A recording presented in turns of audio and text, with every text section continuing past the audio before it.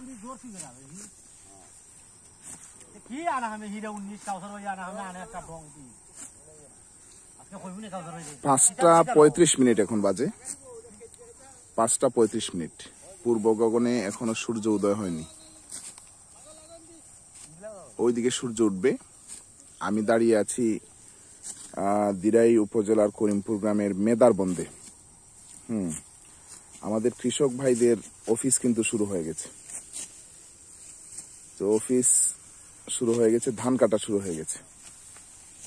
এটা হচ্ছে আমাদের জমি। এবার অনেক বছর পরে 2003-এর পরে আমার ভাইয়েরা তারা জমিতে নেমেছে আর কি, জমি করা শুরু করেছে। মিস্টার মোহন এন্ড মিস্টার আলামিন।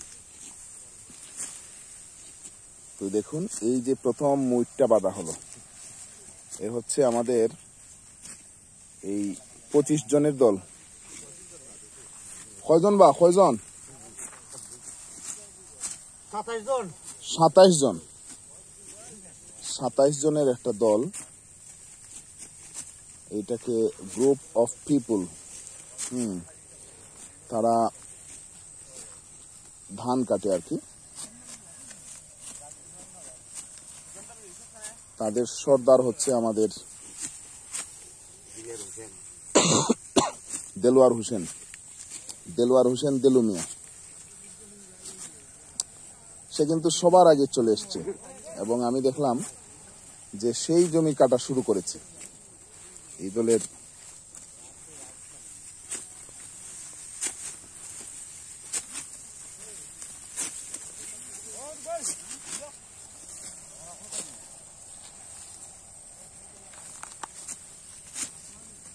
তো অফিস শুরু হয়েছে, আমি বললাম না 5:30টায়, 5:36 তারা ধান কাটা শুরু করেছে। এখন পর্যন্ত এসেছে 3, 6, 9, 12, 13 জন। আবার আরো কিছু আসতেছে। এই দলে যারা আছে তারা সবাই আমাদের গ্রামের, এবং ছোটবেলা থেকে এদেরকে আমি দেখে আসতেছি আর কি। এই যে দেলোয়ার, এই বেটার নাম কি দাঁড়াবো? ফিনু কাকা। এরপরে উমাচরণ। হ্যাঁ,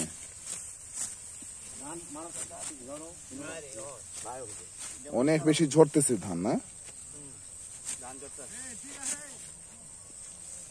সবাই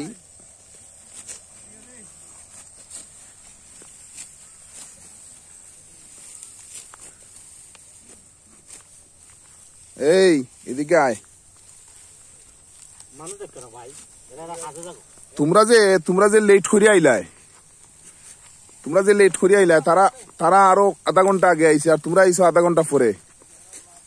সব সমাজের মধ্যে কিছু লেট কামার আছে, ঠিক আছে?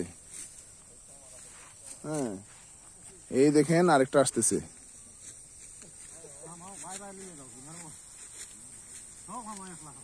তার ঘুম ছাড়েনি এখনো, ঠিক আছে? ঘুম ছাড়বে কিভাবে?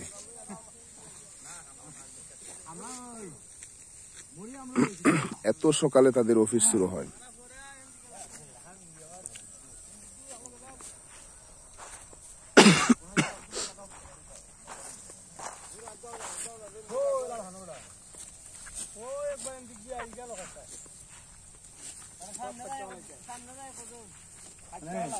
কটা পর্যন্ত তোমরা ধান কাটবা? কটা পর্যন্ত?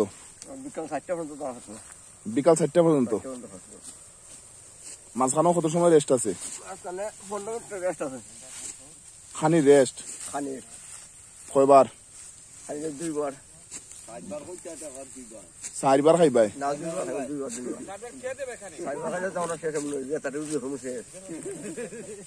2বার খাইবাই?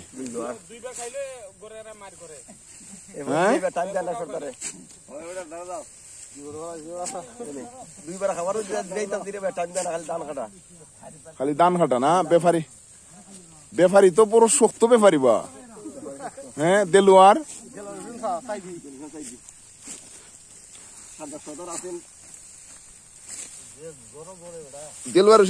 হোসেনে জানেনি, নাইট স্কুলে দিনে তারে আমি ওই নাম দস্তখত শিখাইছি জিজ্ঞাসা চাই এটা মনে ভুলে গেছে না কইলা নাম্বারে সব দিল না কাজে লাগি আপনার নাম সত্যি আর আমি প্রাইমারি স্কুলে পাস করছিলাম কেন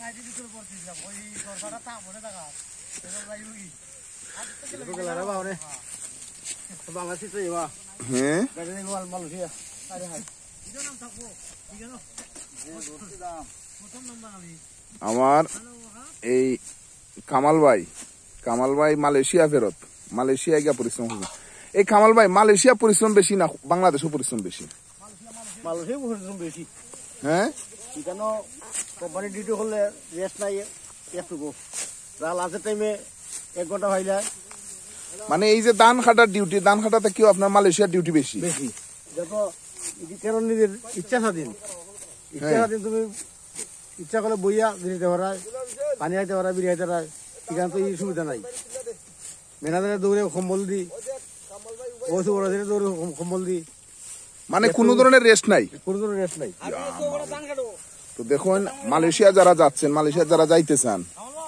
হ্যাঁ মালয়েশিয়া না গিয়া ভাই বাংলাদেশে ধান কাটা ভালো তাই না ধান কাটা অনেক ভালো ধান কাটা অনেক ভালো ধান কাটা তো 15 দিনে গিয়ে হ্যাঁ বাংলাদেশে কর্মসংস্থান কম এটা ঠিক আছে ঠিক আছে তবে বাংলাদেশও ভাই যদি যারা কাজ করতে চায় অনেক মিল ফ্যাক্টরি আছে অনেক কিছু আছে যেখানে কাজ করা সম্ভব যারা শ্রমিক আছে অনেক সময় শিক্ষার যোগ্যতা নাই মনে হয় 8 পাস করতে পারছে না 5, 6, 7 পর্যন্ত লেখাপড়া এরা কি চিন্তা করবো এরা তো বেকার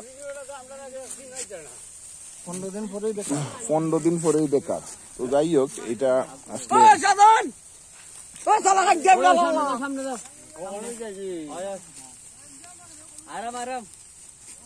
এখনো কিন্তু দেখেন আস্তে আস্তে কেনে কেনে ধান কাটতে না তুই লেটে আইসস আনু কই আনু হের তো এখনো ঘুম ছাড়ছে না হ্যাঁ ভাত টাত নিয়ে আসছে সে টিফিন নিয়ে আসছে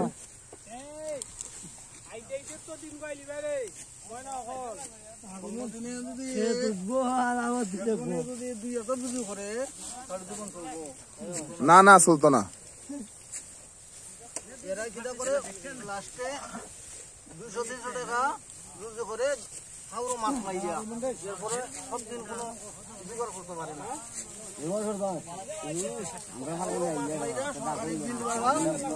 অনেক টাকা তেল দিলায় পরে আর মাছ মারতে পারে বিল দেখাও বিল দেখাইতাম না ওই যে করিমপুরের বিল করিমপুরের মেদা বিল করিমপুরের মেদা বিল খুবই সুন্দর একটা লোকেশন দেখেন এই লোকেশন মেদাবিল যে সবুজ বনানী দেখতে পাচ্ছেন এইখানের গভীরে কিন্তু অনেক পানি আছে আর কি এটাকে বলা হয় এরাইল বন ঠিক আছে দেখুন সূর্য কিন্তু উঠতেছে সূর্য উদিত হচ্ছে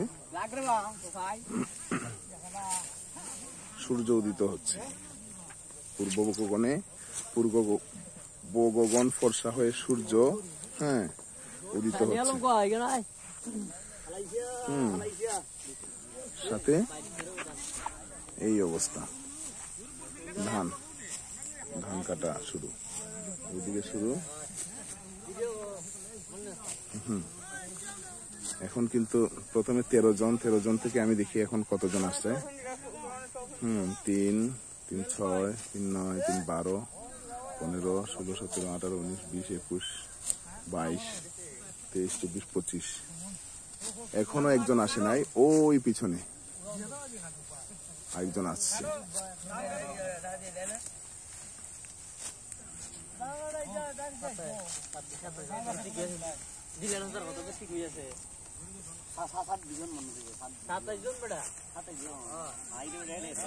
ওই যে ওখানে 26 জন 13 জন খেয়ে আইলো না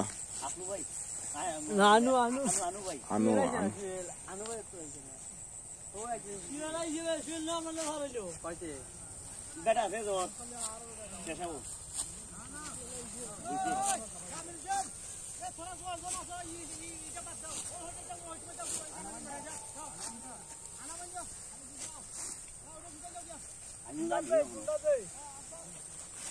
আনো আনো আনো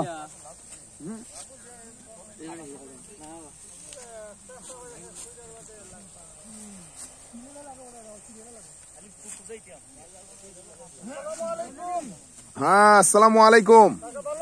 হ্যাঁ কাকা,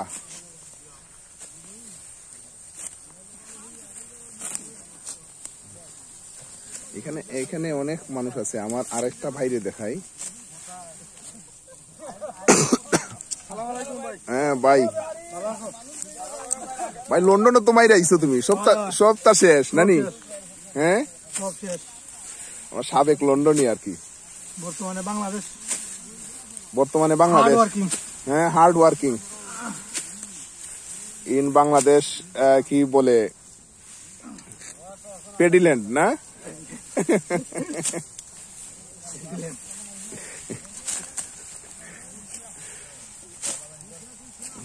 জিলানি জিলানি এক সময় ইংল্যান্ডে ছিল আর কি। 2004 টু গোয়িং আর ইন 2004 টু 2012। হ্যাঁ, সে ছিল 12 ইয়ার বাংলাদেশ। হ্যাঁ 12 থেকে আর 24, মানে 12 বছর থেকে বাংলাদেশে আছে। আর 6 থেকে 12 ছিল ইংল্যান্ডে, 6.5 ইয়ার।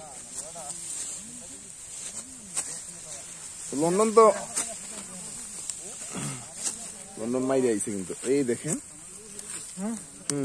সূর্য উঠতেছে, ঠিক আছে? সূর্য ওঠার আগেই কিন্তু আমি দেখিয়েছি তারা ধান কাটা শুরু করেছে।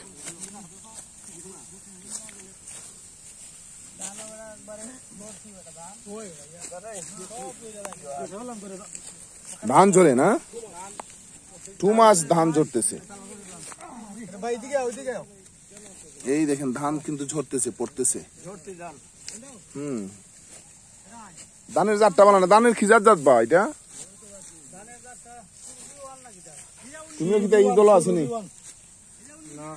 ব্যাপারীর দল আসনি? তুমি কি তার লাগে আইছো? ধান হালকে খাটছো না নি? এটা ধান লইয়া দিতাই তুমি খার করো না? তোমরা ঠিক আছে। তুমি তো অফিস হইতে লেট করে দিলাই, সব আইসে সূর্য ওঠার আগে, তুমি তো আর লেট করে আইলাই। বাঙ্গানি দিয়েছো না? এরা দল নাই।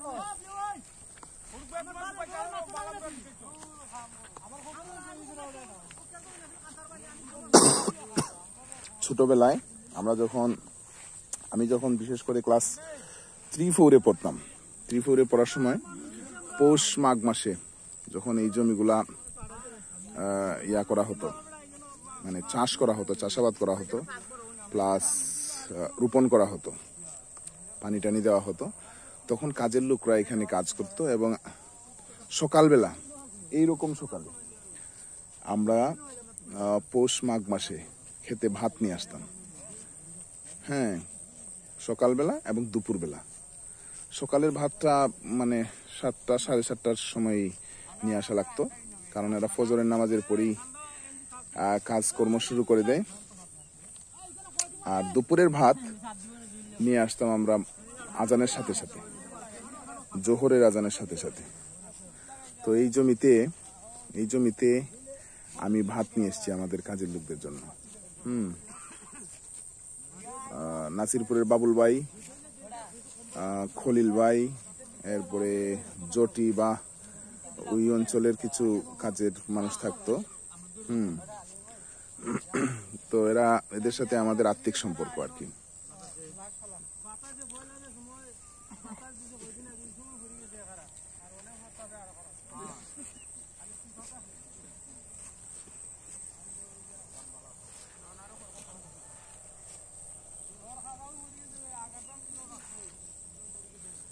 আর জমির পাশে এই যে জায়গাটা দেখতে পাচ্ছেন, আমি আবার দেখাই, সূর্যটা দেখাইতে আমার খুব ভালো লাগে আর কি। তো জমির পাশে এই যে জায়গাটা দেখতে পাচ্ছেন, এটা হচ্ছে পানি যাওয়ার রাস্তা। এটাকে আমাদের সুনামগঞ্জ অঞ্চলে বলে ফল্লা, মানে পানি যাওয়ার রাস্তা আর কি। তো এই জমি, পাশের জমি প্লাস আরো নিচে অনেক জমি আছে। ওই জমিগুলাতে যে আমার পিছনে যে জলাশয় আছে, এটাকে বলা হয় মেদাবিল। মেদাবিলে পানি থাকে, অনেক পানি থাকে। এখনো দেখেন মেদাবিলে পানি আছে। তো মেদাবিল থেকে পানি সেচ দেওয়া হয় আর কি। তো ওইদিকে মাটির এই পল্লা বা ফল্লা বাইদি এই পানি চলে যায় জমিগুলাতে। পানি দেওয়া হয়।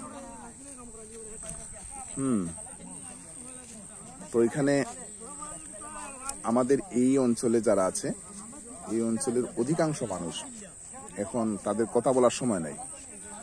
যেমন এরা সকাল সূর্য ওঠার আগেই কাজ শুরু করে দিয়েছে এবং কাজ করবে তারা 4টা 4:30 পর্যন্ত। মানে আসরের নামাজ আজান যখন পড়বে, আসরের আজান পড়লে এদের কাজ শেষ। মাঝখানে 2টা ব্রেক আছে। এরা সকালের খাবার খাবে, দুপুরের খাবার খাবে। আর মাঝে মাঝে হয়তো যারা বিড়ি সিগারেট খায় তারা বিড়ি টিড়ি খেতে পারে আর কি, সিগারেট খেতে পারে। তো এরা যে জমি কাটে প্রতি কেয়ার, আমাদের এখানে কেয়ার বলা হয় আর কি, 30 ডেসিমেল 1 কেয়ার। 30 ডেসিমেল জায়গা কাটার জন্য এরা 2000 থেকে 2500 টাকা নেয়। আরো কয়েকদিন পরে যখন আরো বেশি ডিমান্ড, যখন বেশি বেড়ে যাবে, যদি শ্রমিকের সংখ্যা কমে যায় বা শ্রমিক আরো বেশি না আসে এবং ধানি জমি যেগুলো পাকা শুরু হয়েছে মানুষকে কাটতেই হবে, তখন হয়তো 3000 টাকা করেও এরা কাটবে। 3000 টাকা করে কাটবে। আর সাধারণত এখন হচ্ছে 2000 থেকে 2500 টাকা করে এই 30 ডেসিমেল জায়গা এরা কাটতেছে। তো সারাদিন জমি কাটলে এই 26-27 জন মানুষ হয়তো অনেক জমি কাটতে পারে আর কি। 15 কেয়ার বা 14-15 কেয়ার কাটতে পারে। তার মানে প্রতি শ্রমিক হয়তো প্রতিদিন 800 থেকে 1000 টাকা রুজি করে আর কি। আস্তে আস্তে কিন্তু আমাদের এই অঞ্চলটা ফর্সা হয়ে যাচ্ছে, সূর্য উঠতেছে এবং আস্তে আস্তে ফর্সা হয়ে যাচ্ছে। তো এভাবে ধান কাটা হবে। আমি যেহেতু আমাদের জমিতে ধান কাটা হচ্ছে,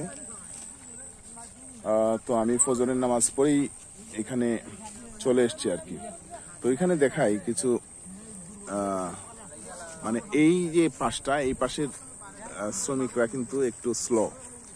আর ওইদিকে দেলোয়ার হোসেন সহ ওই যে কর্নারে এই গ্রুপের সর্দার আর কি, সে হচ্ছে গ্রুপ লিডার, সেই কিন্তু কাটা শুরু করেছিল। আর ওইদিকের শ্রমিকরা একটু ফাস্ট। তো এই মুহূর্তে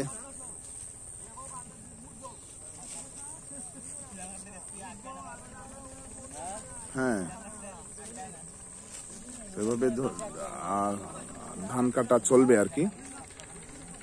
তো শ্রমিক ভাইদের ঘামের উপরই আসলে আমাদের এই সমাজটা দাঁড়িয়ে। কারণ এই যে গ্রামের পর গ্রাম, শহরের পর শহর, এই গ্রাম শহরের হাজার হাজার লক্ষ লক্ষ মানুষের খাবারের যোগান কিন্তু এইসব হাওর থেকেই হয়। বাংলাদেশ মোটামুটি ধানের দিক থেকে বা এই ফসলের দিক থেকে মোটামুটি স্বয়ংসম্পূর্ণ।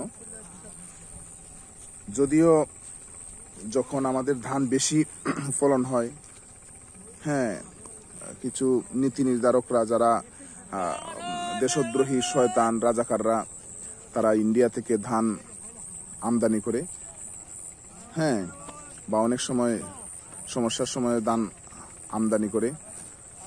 আমার কাছে মনে হচ্ছে যে আমাদের দেশে যে উৎপাদন আছে, কৃষককে যদি সঠিকভাবে নার্সিং করা হতো, তাদেরকে যদি সঠিক মজুরিটা দেওয়া হতো, আর তারা যদি আরো বেশি পরিশ্রম করতে পারতো, তাহলে কিন্তু আমাদের দেশটা খাদ্যে স্বয়ংসম্পূর্ণ হয়ে যেতে পারত। তো এই কৃষকরা কিন্তু তাদের ন্যায্য মজুরিটা পায় না। সারা দিন পরিশ্রম করে, সকাল মানে ফজরের নামাজ থেকে শুরু করে আসরের নামাজ পর্যন্ত।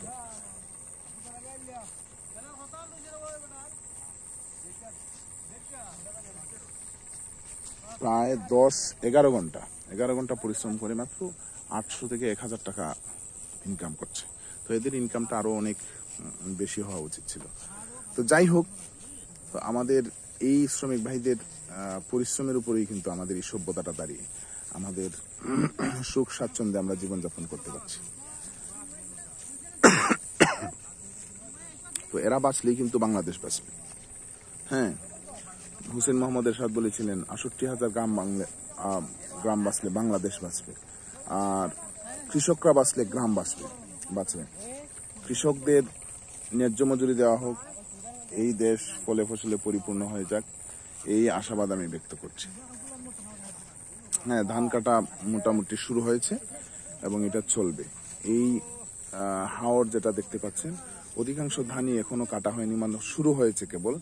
আগামী 10 থেকে 12 দিনের মধ্যে সমস্ত হাওরের সব ধান কেটে ফেলা হবে। ওই দেখেন সূর্য উঠতেছে, সব ধান কেটে ফেলা হবে ইনশাআল্লাহ, এবং মানুষের ঘরে ঘরে আনন্দের জোয়ার বয়ে যাবে। এই ধান নিয়েই কিন্তু আমাদের কৃষক সমাজ, আমাদের গ্রামীণ সমাজের মানুষ স্বপ্ন দেখে। ওই দেখেন এই যে গ্রুপটা, যে আমি যেখানে আগে দেখালাম, এই গ্রুপেরই কিছু সদস্য পাশের আরেকটা জমি তারা কাটা শুরু করেছে। দেলোয়ার হোসেনের নির্দেশে এইখানে কাটছে একটা দল এবং ওইখানে কাটছে একটা দল। যাই হোক, আমি দেখানোর চেষ্টা করেছি কিভাবে মানে শ্রমিকরা তাদের কাজ শুরু করে, এবং এই শ্রমিকরা কিভাবে মানে কঠোর পরিশ্রম করে যাচ্ছে। এবং মালয়েশিয়া ফেরত আমার এক ভাই বললেন যে বাংলাদেশের শ্রমিকরা যে পরিশ্রম করে, এর চেয়ে অনেক বেশি কঠোর পরিশ্রম করতে হয় মালয়েশিয়ায়। তো টাকা পয়সা কিন্তু এমনিতেই চলে আসে না। হ্যাঁ, সাক্ষাৎকার আমি সাক্ষাৎকার নিমু ইনশাআল্লাহ। তো সবাইকে ধন্যবাদ জানাচ্ছি। আসসালামু আলাইকুম, ভালো থাকুন, সুস্থ থাকুন।